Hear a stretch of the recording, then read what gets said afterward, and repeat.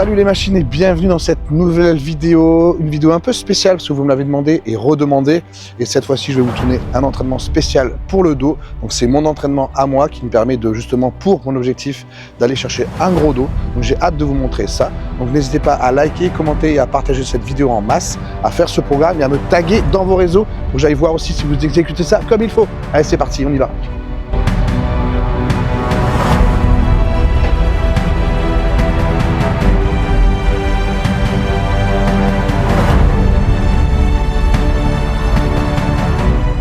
Donc, vous voyez, donc légèrement, je ne suis pas en face de ma poulie, je suis légèrement décalé et je vais chercher à ramener mon coude un maximum près de mon grand dorsal.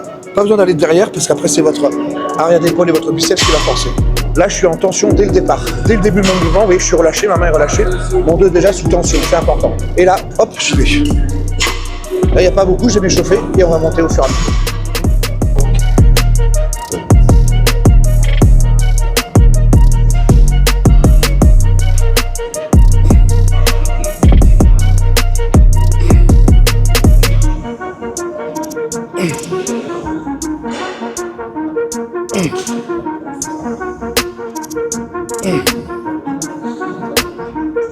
Oh.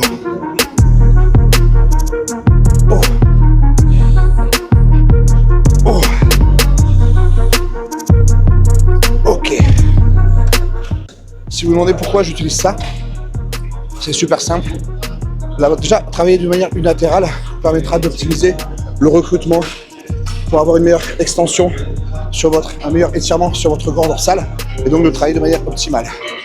Ensuite, pourquoi la sangle de cheville? Tout simplement parce que le fait de l'avoir au poignet va me désengager toute poigne au niveau de la main, de l'avant-bras, ce qui fait que je vais être focus uniquement à utiliser mon grand dorsal, vous voyez le mouvement, sur mon dos. Alors que si je force avec la main, potentiellement je vais tirer comme ça, avant-bras, poignet, et du coup je vais perdre de l'utilisation de mon grand dorsal au détriment de ma main. Et donc c'est moins efficace. Sa mère, j'en chie. Important vraiment dès le départ, vous voyez, je suis déjà en tension. Ma main est lâche, j'ai plus de force dans ma main, là, tout est dans le dos, vous voyez. Là, il est déjà dur, sans que je fasse quoi que ce soit. C'est sous la tension que je mets directement au départ. Comme ça, je sais que je suis déjà en tension sur mon muscle, j'ai plus qu'à faire le mouvement. Et là, concentration sur le dos, concentration que sur mon dos, que sur ça. Je cherche vraiment à tirer avec mon grand dorsal. Vraiment hyper important. Oh. Oh. Oh. Oh. Oh. Oh. Oh. Oh. Ok. Oh. Oh.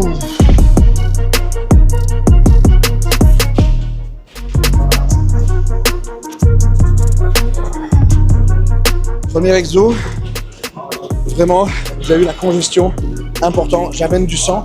Et comme pour moi c'est un point faible, le dos, j'ai eu pendant longtemps beaucoup de mal à me concentrer et à le sentir tout simplement en l'isolant. De ce fait-là, dès le départ, j'utilise un mouvement d'isolation. Souvent les gens veulent commencer par du très très lourd dès le départ. Moi je veux commencer par de l'isolation parce que c'est un point faible. J'ai besoin de sentir mon muscle, j'ai besoin de faire venir du sang, j'ai besoin d'avoir ma connexion. Là je l'ai, maintenant je vais pouvoir passer à des exercices. Bon, c'est de 8-10 plus lourd. Ça va bien. Yeah? Join, my boy. Yeah, I try. Donc sur cet exo, je vais faire 4 séries. Première série, c'est vraiment une série de chauffe.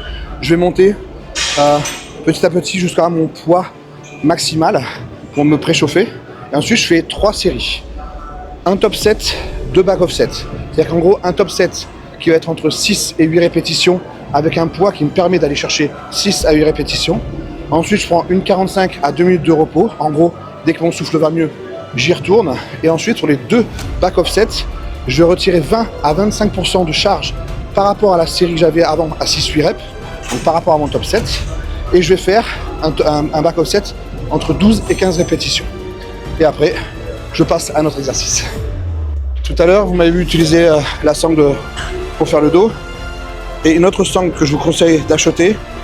Alors bon, celles-ci, elles sont relativement chères, les Versagrip, mais vous pouvez en trouver des moins chères à 30 balles sur Amazon qui feront largement l'affaire. Avant d'acheter celle-ci, je les ai gardées pendant 3-4 ans et elles sont encore en super bêta. Éventuellement, on mettra le lien en description. Il n'y a pas de partenariat à rien, mais c'est facile, c'est pas cher. L'avantage de ces sangles-là, c'est... alors déjà, faut pas que je me trompe, il y a une droite et une gauche. À chaque fois, je me plante. Faut le trouver, le truc. Il y a juste un petit bout de papier qui marque, voilà. Il y a juste ça, d'un seul côté, pour dire que c'est la main droite. Et ça, c'est super simple. Ça me rappelle ce que j'avais quand je faisais de la gym à l'époque, où j'avais des sangles comme ça pour faire les anneaux, la barre fixe. On appelait ça des maniques. C'est vraiment très pratique. Et si comme moi, vous avez un point fort biceps, je pense que ça se voit. Le problème, c'est que quand vous avez un point fort biceps, vous allez avoir du mal à recruter votre grand dorsal ou votre dos tout court. Pourquoi? Parce que très rapidement, c'est votre bras qui va prendre le relais à l'exercice. Notamment sur tout ce qui est rowing, exercice de tirage, votre bras va prendre le relais sur le mouvement. Et donc moi, quand je force, c'est d'abord mon bras qui travaille et ensuite un tout petit peu mon dos. Et donc depuis 2 ans, j'ai réellement progressé sur mon dos parce que j'utilise ce type de sangle. C'est un peu le même objectif que la sangle de tout à l'heure pour le pullover. En fait, en prenant la barre à l'intérieur, je vous montrerai comment on les met, ça va délester mon poignet, mon avant-bras et mon biceps. De ce fait, je vais avoir vraiment la possibilité de travailler uniquement à utiliser mon dos pour le mouvement et pour mon exercice. J'aurai des tendinites à l'avant-bras aussi, ça c'est pour les tendinites, c'est super. Si j'ai des tendinites à l'avant-bras, ça réglera beaucoup de problématiques. Et c'est surtout que quand j'utilise pas ça, j'ai des bras énormes parce qu'ils prennent tout le travail. Je le sens parce qu'ils congestionnent et ça se voit à l'œil, hein, tu le sens. Donc avec ça, je limite énormément le travail du biceps et à la place, je me concentre sur mon dos. C'est parti.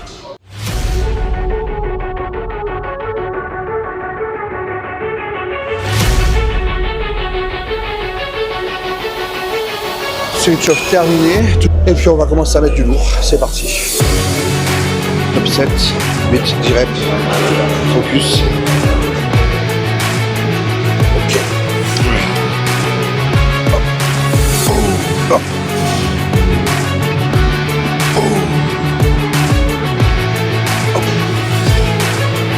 Hop. Hop.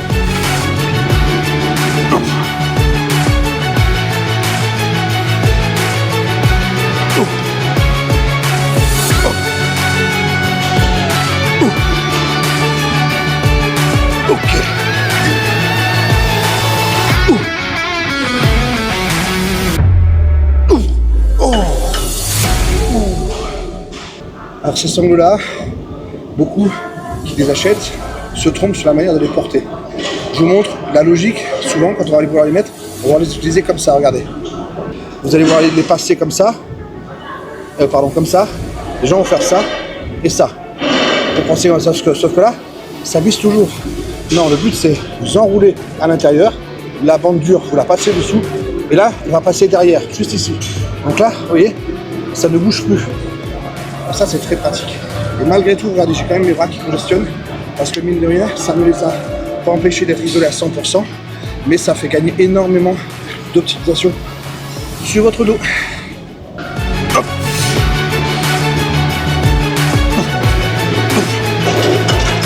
Ok.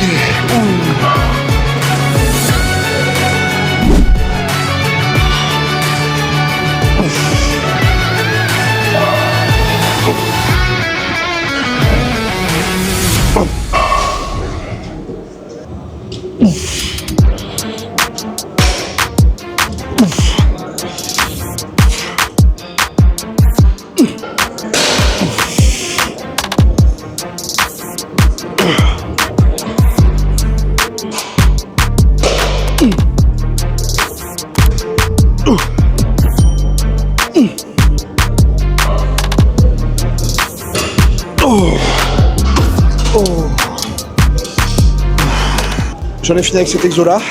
Comme l'exo d'avant, j'ai fait un top 7 back offset.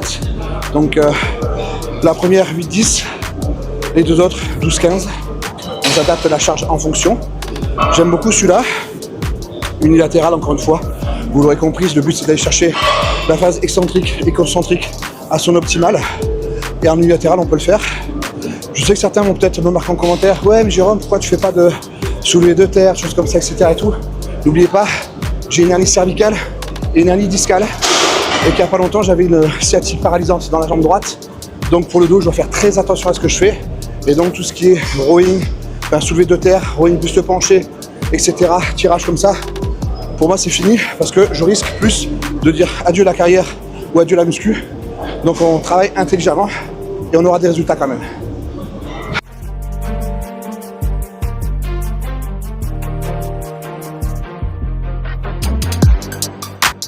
Bonjour. Ok. Bonjour, champion. Je ne parle pas français. Bonjour, ça. Ok. Oh. Ouh, y'a rien.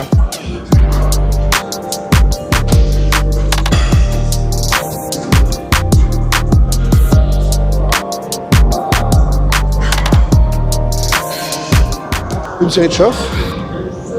Et pareil, top 7, back of 7. Première série, on va essayer d'aller chercher 6, 8, 8, 10, on verra. Et les deux autres, ça sera plutôt 12, 15, je pense. Voilà. Avec environ une 45 de repos. Pareil, moi, celui-ci, j'aime bien, c'est faire focus. On essaiera de vous montrer sur la vidéo, mais moi, je travaille beaucoup, pour ceux qui me suivent, avec ce côté ressenti de là où je travaille. Et quand je suis en bas, je cherche vraiment à actionner, à verrouiller mes dorsaux, en fait, en position dès que je suis en haut, tendu, je verrouille et je tire avec mon dos. Pas avec mes bras, pas avec mes coudes, vraiment qu'avec le dos. J'essaierai de vous le montrer sur la vidéo. Marine me filmera de dos, je parlerai dans le micro pour vous montrer à quel moment je fais cette phase-là, au départ. Et moi, ça me permet d'avoir une vraie concentration sur mon exercice. Et j'ai pas mis le chrono. C'est pas bien. Allez, je vais vous montrer du coup ce que je voulais vous dire au niveau de la concentration et de la connexion avec mon dos. Hop là. Là, j'ai les bras tendus, tout est relâché. Là, vous voyez mon dos, il se relâche. Et je vais d'abord rentrer mon dos. Je ne sais pas si ça se verra sur la vidéo, mais je vais rentrer mon dos. Là, je suis comme sur le tout premier exercice, le pullover qu'on a fait en introduction. Je vais rentrer comme ça. Et là, je suis dessus, je suis tendu. Et je vais forcer qu'avec mon dos. Comme mon dos, mon dos, mon dos, mon dos, mon dos. Et à la fin, vous avez un peu les bras qui vont vous aider. C'est vraiment comme ça qu'il faut ressentir ce dos. Là, je l'étire au maximum et je rentre. Ouh.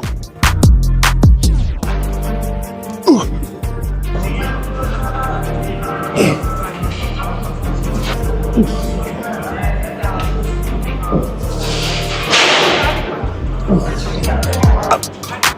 Ok. Oh. Oh. Est-ce que c'est congestionné?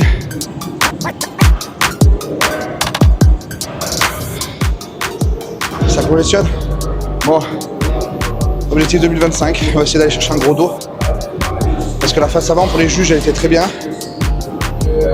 Mais c'est le dos. La largeur a bien prise, mais je manque beaucoup d'épaisseur. Donc d'ailleurs la séance est quand même très tournée épaisseur. J'ai très peu d'exercices en largeur. J'ai 2 séances d'eau en fait par semaine, une qui est plus typée épaisseur, une qui est plus typée largeur.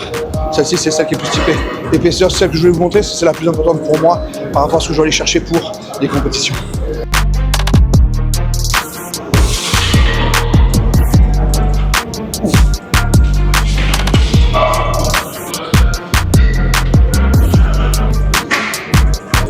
Terminé, c'est parti, exercice suivant. Ici, c'est une zone qui me rappelle de très mauvais souvenirs. Vous savez la vidéo où je m'étais fait mal au dos, ce qui m'a provoqué ma hernie et ma sciatique paralysante, c'était à cet endroit. J'étais tranquillement en train d'enlever mon poids d'ici, comme ça littéralement, je vous montre. J'ai retiré mon poids, j'ai fait que le poser ici en faisant ça, et là, tac. Depuis, c'est une zone interdite. Je prends mes poids ici même.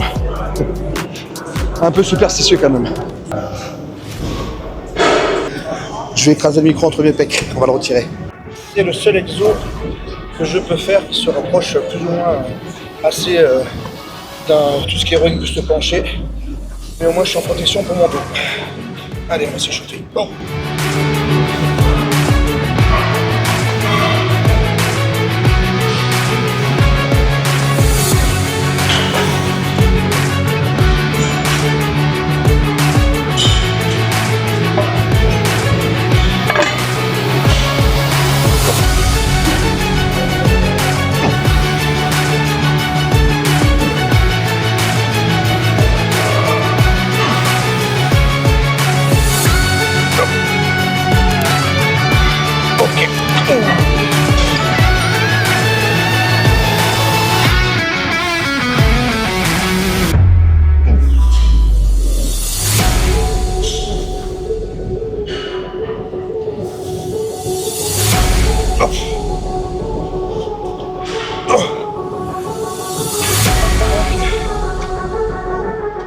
Training terminé. On va aller faire un petit peu de posing, montrer tout ça un petit peu en congestion. Ensuite, on finira 20 minutes de cardio. J'espère que l'entraînement vous a plu. Encore une fois, il est adapté à mon objectif pour mon dos, en tenant compte de mes blessures et de ce que j'ai besoin d'aller chercher pour mes compétitions. Mais je vous invite à l'essayer. Il est ultra efficace. Et pour ceux qui ne connaissent pas le format top set, back off set, c'est quand même plutôt aussi très efficace. Je rappelle ce que c'est une première série où vous allez vous mettre rapidement à l'échec avec du lourd entre 6, 8 ou 8, 10 répétitions. Ensuite, repos et votre top et votre back off set. Donc les deux autres séries, vous allez diminuer de 20 à 25% sur la deuxième et la troisième. Une seule fois, pas diminuer les deux. Juste une fois, vous diminuez de 25% et vous faites vos deux back off set. Si vous avez fait 6-8, vous allez chercher 8-10. Si vous avez fait 8-10, vous allez chercher 10-12 à peu près. Toujours l'équivalence d'un intervalle comme ça en back off set. Allez, c'est parti. Posing. Ouh. La base pour avoir du muscle, c'est de ranger son matos.